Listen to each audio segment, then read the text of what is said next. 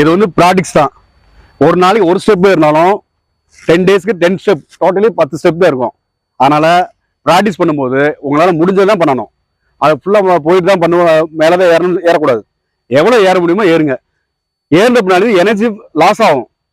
கீழே பார்க்கக்கூடாது, டக்குன்னு மேலவே இருக்கணும். உங்களுடைய பார்வை வந்து அது ஸ்ட்ரைட்டா தான் இருக்கணும், கீழே பார்க்கக்கூடாது. எனர்ஜி லாஸ் ஆயிரும் மேலே இருந்துமே.